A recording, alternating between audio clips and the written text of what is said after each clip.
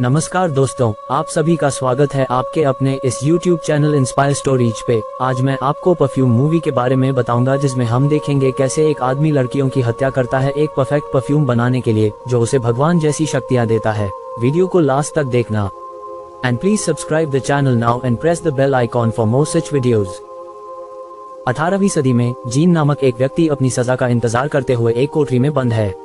कुछ पहरेदार उसे घसीटकर बाहर लाते हैं और उसे उग्र भीड़ के सामने पेश करते हैं, जो चिल्लाते हैं और न्याय की गुहार लगाते हैं, जबकि एक लॉर्ड सजा पड़ता है। 2 दिनों में जीन को एक क्रॉस से बांध दिया जाएगा और लोहे की छड़ से पीटा जाएगा और फिर उसे फांसी पर लटका दिया जाएगा। ये कुछ साल पहले पेरिस में शुरू हुआ था। एक भयंकर बदबूदार बाजार में अपनी दुकान पर काम कर रही एक महिला को संकुचन होने लगता है और वह वहीं बच्चे को जन्म देती है, जिससे वो जमीन पर गिर जाता है।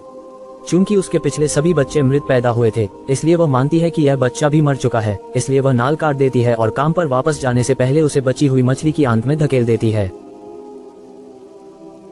ये बच्चा जीन है और जल्द ही अपनी पहली सांस लेता है, जिससे उसे बाजार से सभी भयानक गंधों की गंध आती है।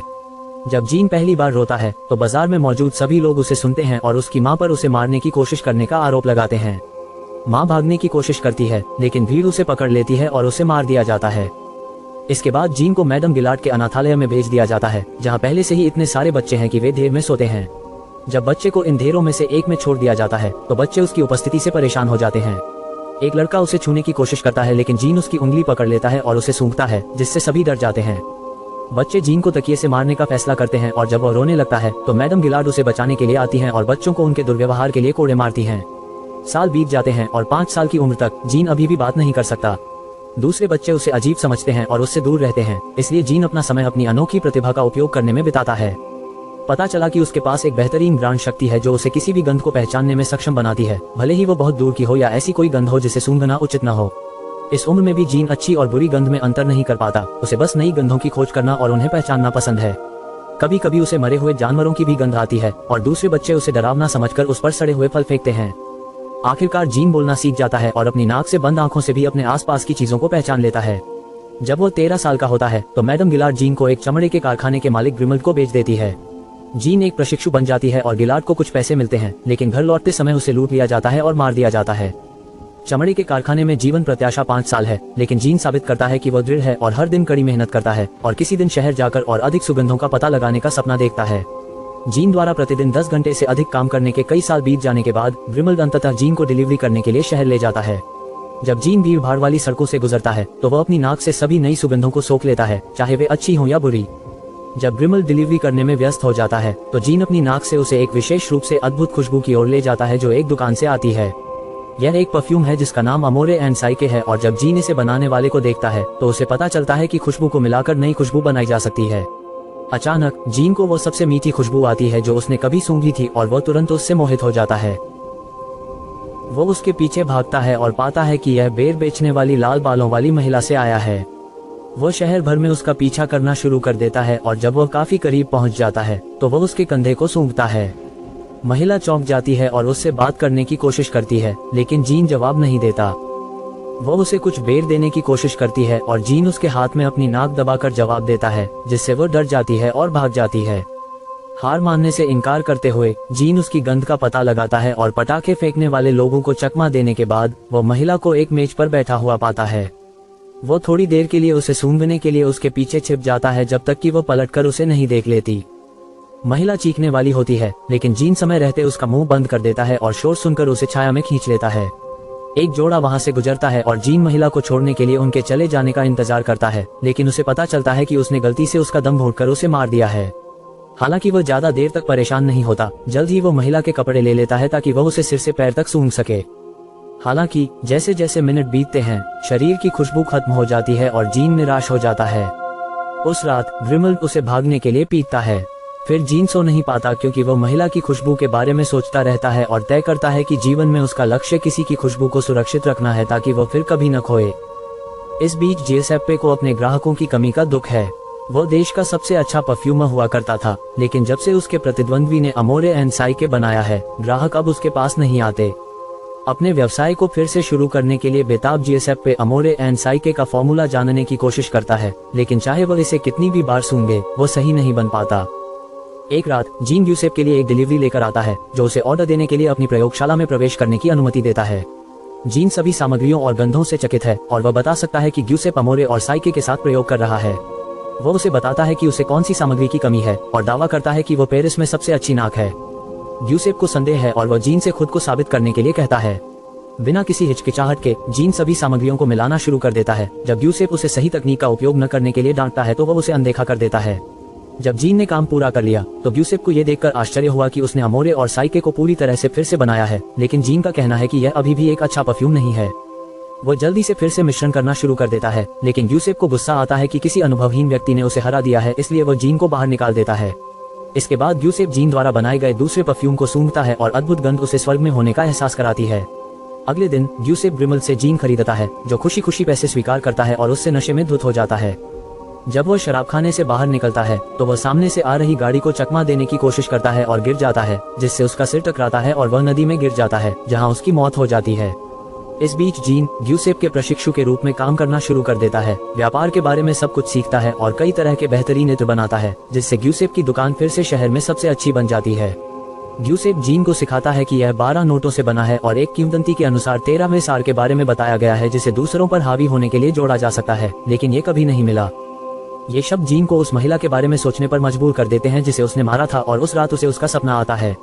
अपने जीवन के लक्ष्य को याद करते हुए जीन ने यूसेप्पे से उसे किसी भी सुगंध को संरक्षित करने का तरीका सिखाने के लिए कहा।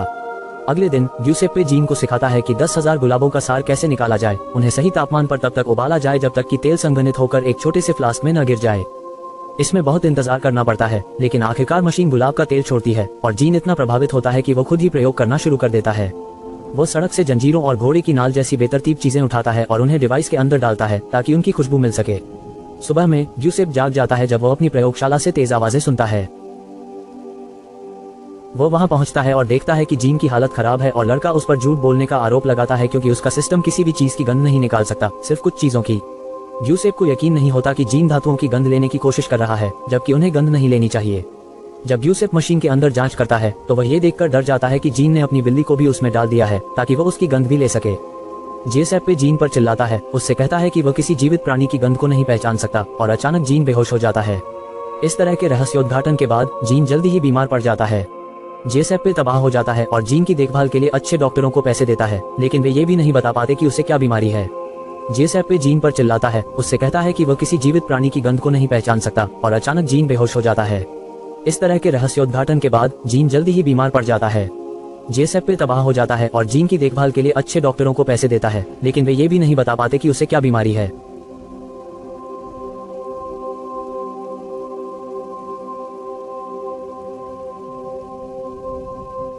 जीन के जाने के बाद यूसेफ बहुत खुश होकर बिस्तर पर जाता है, लेकिन अचानक उसका घर ढह जाता है और उसकी मौत हो जाती है। घास के रास्ते पर जीन को आखिरकार ग्रामीण इलाकों का पता लगाने का मौका मिलता है और शुद्ध हवा की बदौलत उसका मूड काफी बेहतर हो जाता है।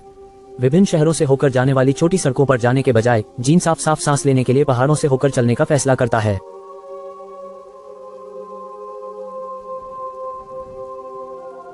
वो एक पहाड़ की चोटी पर चढ़ जाता है और एक गुफा के अंदर छिप जाता है, जहां पहली बार उसे केवल एक ही चीज की गंध आती है, मृत पत्थर की गंध। हजारों गंधों की कमी उसे इतना सुकून देती है कि वह कई सालों तक वहां रहता है, और अगर प्लम महिला के सपने न होते तो वह और भी ज्यादा समय तक वहां रहता। जब जीन आखिरकार फिर से बाहर आता है तो वह बारिश में अपना शरीर धोता है और महसूस करता है कि उसके पास बाकी लोगों जैसी गंध नहीं है, जिससे उसे ऐसा लगता है कि वह कोई नहीं है। उस पल वह कसम खाता है कि वह दुनिया को साबित कर देगा कि वह असाधारण है। इसके बाद जीन आखिरकार यात्रा जारी रखता है और जब वह घास तक पहुंचने वाला होता है तो उसे एक अद्भुत गंध आती है जो बेर वाली महिला से भी बेहतर होती है।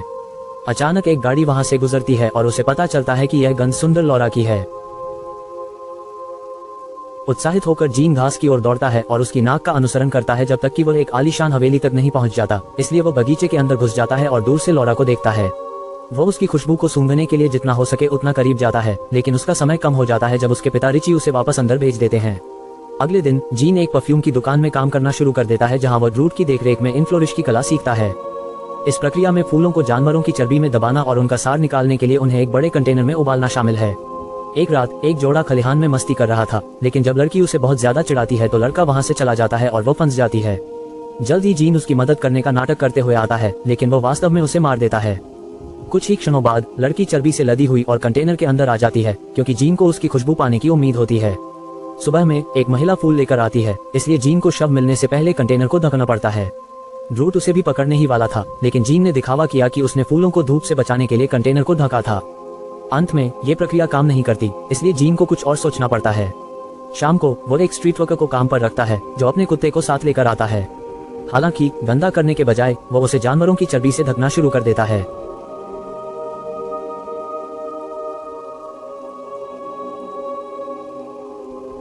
जब वो चर्बी हटाने के लिए ब्लेड निकालता है तो महिला घबरा जाती है और अपना सौदा रद्द कर देती है।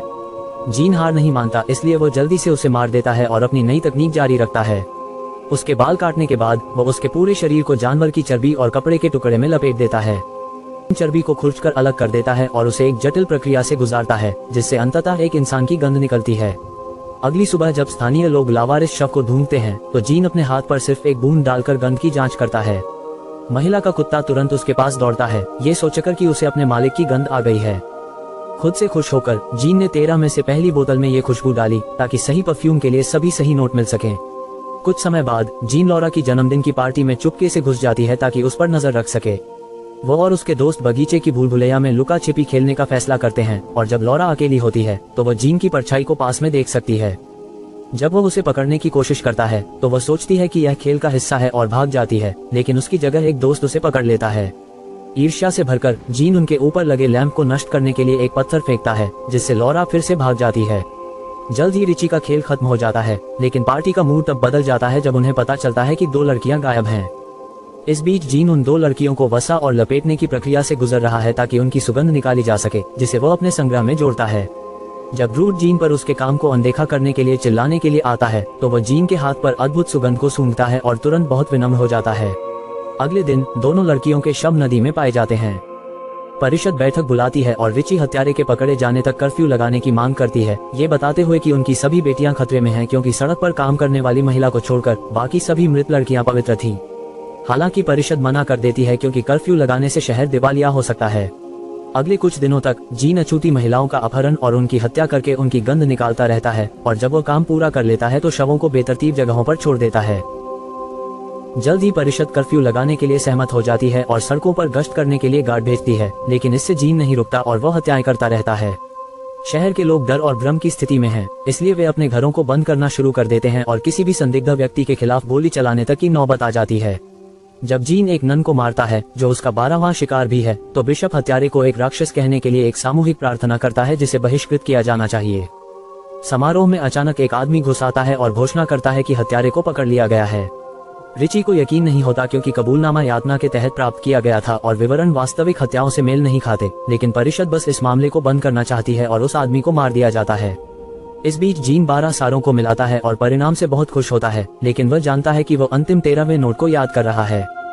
वह चाहता है कि अंतिम स्पर्श लॉरा द्वारा किया जाए, जो वर्तमान में बाकी स्थानीय लोगों के साथ जश्न मना रही है जब तक कि रिची उसे घर ले जाने के लिए नहीं आ जाता। उस रात जीन हवेली के अंदर घुस जाता है और लॉरा के पास जाता है जब वो सो रही होती है। अचानक रिची जाग जाता है और लॉरा के बेडरूम में भाग जाता है, लेकिन वह ठीक और अकेली होती है। हालांकि रिची ने देखा कि खिड़की खुली है।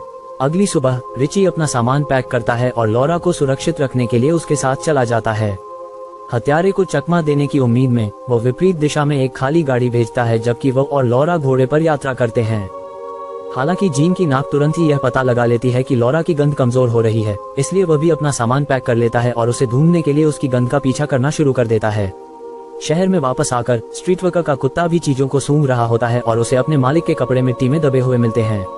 ये ड्रूट को पता चल जाता है, जो खुदाई जारी रखता है और जल्द ही सभी मृत महिलाओं के कपड़े और बाल ढूंढ लेता है। कुछ समय बाद रिची और लॉरा एक दूरदराज के सराय में पहुंचते हैं और कमरे किराए पर लेते हैं। रिची लॉरा के लिए बिना खिड़कियों वाला कमरा चुनता है और उसे रात भर के लिए बंद कर देता है। अभी भी उसकी गंध का पता लगाते हुए जीन सराय को ढूंढता है, नौकर के कमरे से चुपके से निकलता है और रिची की रात की मेज से चाबी चुराकर आखिरकार लॉरा तक पहुंच जाता है। जब वो उसे मारने वाला होता है तो लॉरा अपनी आंखें खोलती है और उसे देखती है, जिससे वह हिचकिचाता है। अगली सुबह रिची अपनी बेटी की जांच करता है और ये देखकर भयभीत हो जाता है कि वो मर चुकी है। इस बीच जीन लॉरा का सार निकालने का काम पूरा कर लेता है और उसे बाकी 12 में मिलाकर आखिरकार बेहतरीन परफ्यूम तैयार कर लेता है। इससे पहले कि वो इसे ठीक से सूंघ पाता, उसे सैनिकों ने घेर लिया और गिरफ्तार कर लिया गया, लेकिन वो अपनी जेब में परफ्यूम छिपाने में सफल हो गया। इसके बाद रिची ने जीन को वाटरबोर्ड पर यह कबूल करने के लिए मजबूर किया कि उसने लॉरा को क्यों मारा, लेकिन जीन ने केवल यही जवाब दिया कि मुझे उसकी जरूरत थी। शुरुआत में वापस जीन की फांसी का दिन आता है और पूरा शहर देखने के लिए इकट्ठा होता है। जब एक काउंसिल लॉर्ड और गार्डों का एक समूह जीन को लेने के लिए आता है तो वह एक योजना के साथ इत्र की बोतल खोलता है। कुछ ही क्षणों बाद शहर के चौराहे पर एक गाड़ी आती है और जीन लॉर्ड के कपड़े और उसके बेहतरीन परफ्यूम की कुछ बूंदें पहनकर बाहर आता है। जैसे ही उसके आसपास के लोग उसकी गंध को सूंघते हैं, वे उसकी उपस्थिति से चकित होकर घुटनों के बल गिर जाते हैं। जीन फांसी के तख्ते की ओर बढ़ता है और उसकी खुशबू इतनी मादक होती है कि जल्लाद तुरंत उसे निर्दोष घोषित कर देता है। इसके बाद जीन एक रुमाल पर कुछ इत्र लगाता है और खुशबू को फैलाने के लिए उसे इधर उधर घुमाना शुरू कर देता है। पूरा कौवा पूरी तरह से आनंद में डूब जाता है और यहाँ तक कि बिशप भी अपने घुटनों पर बैठकर घोषणा करता है कि जीन वास्तव में एक देवदूत है। भीड़ जीन के लिए चिल्लाने और रोने लगती है, जो आखिरकार खुद को नोटिस और शक्तिशाली महसूस करती है। एकमात्र व्यक्ति जो इसके झांसे में नहीं आया है वह है रिची, जो एक बालकनी पर है जहां परफ्यूम नहीं पहुंचा है। फिर जीन अपना रुमाल हवा में उड़ा देता है और जब वह भीड़ में गिरता है तो इससे सभी लोग गर्म हो जाते हैं और एक बड़े शरारती समूह में गंदगी करना शुरू कर देते हैं। जब वह सदमे में देखता है तो जीन खुद को बेर वाली महिला के साथ कल्पना करता है और महसूस करता है कि उसने कभी सच्चा प्यार नहीं जाना है और कभी नहीं जान पाएगा, जिससे वह रोने लगता है। अचानक रिची फांसी के तख्ते पर चढ़ जाता है, फांसी को खत्म करने के लिए तैयार होता है, लेकिन वह भी इत्र की शक्ति से अभिभूत हो जाता है और जीन को अपना बेटा कहते हुए घुटनों के बल गिर जाता है। कुछ घंटों बाद शहर के लोग जागते हैं और शर्म से डूब जाते हैं। जीन कहीं नजर नहीं आता और ड्रूट को गिरफ्तार कर लिया जाता है क्योंकि कपड़े और बाल उसकी दुकान में पाए गए थे। 14 घंटे की यातना के बाद ड्रूट अपना अपराध स्वीकार कर लेता है और उसे मार दिया जाता है। इस बीच जीन अपने बदबूदार गृहनगर लौट जाता है। चूंकि प्यार के बिना जीवन व्यर्थ है, जीन सड़क के बीच में रुक जाता है और अपने सिर पर पूरी परफ्यूम की बोतल खाली कर देता है। खुशबू इतनी तेज होती है कि स्थानीय लोग उसके पास दौड़ पड़ते हैं और उसे खाने के लिए उसके शरीर पर चढ़ जाते हैं। अगली सुबह जीन के पास सिर्फ उसके कपड़े और परफ्यूम की एक बूंद बची रहती है। कृपया चैनल को सब्सक्राइब करें और नोटिफिकेशन चालू करें ताकि आप इस तरह के और वीडियो देख सकें। देखने के लिए धन्यवाद।